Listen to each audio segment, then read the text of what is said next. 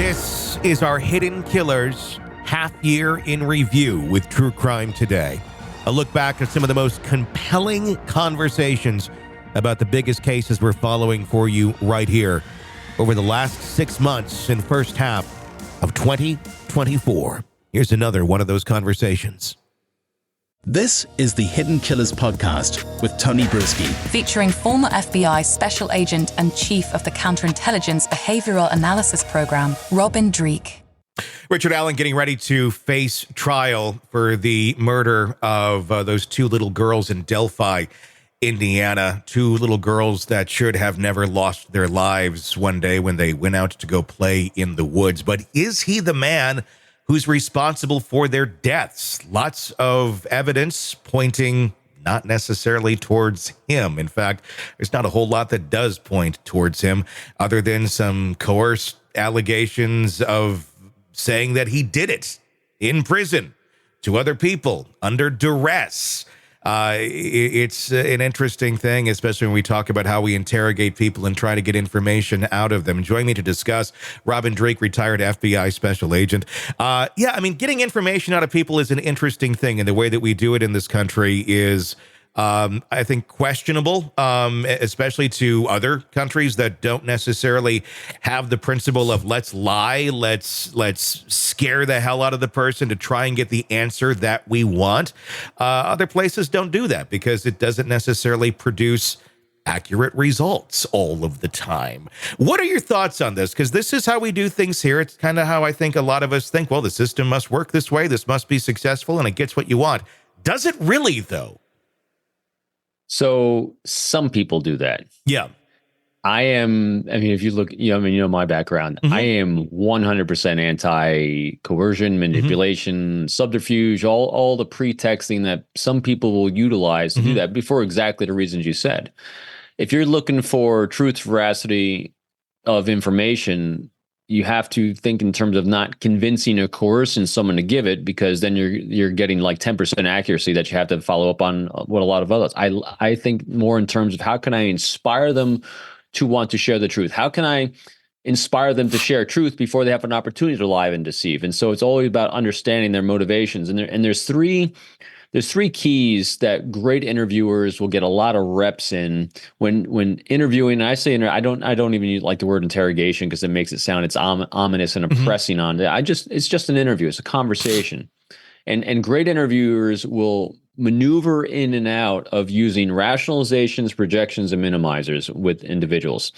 What you're doing is when you are, as an investigator, have all the information, all the details, and all the facts in your mind, and you are 99.9% convinced and that because of the facts and details you have that this person committed the crime, and you need a confession from them or more details or whatever you're going for, you lead them up to the ledge of allowing them to see what happens if they don't share truth, and empowering them with a choice about what they want to do to move forward from there. And you do things so you help them rationalize their behavior, because most people, unless you're dealing with pure psychopathy, do have an emotional response to doing bad things. And so you can help them rationalize, as we've seen with all these cases. We see lots of people rationalizing bad behavior. So you are there to help them rationalize, well, it could have been much worse. Instead of killing 3 people, he could have killed 5 people. So there's a rationalization.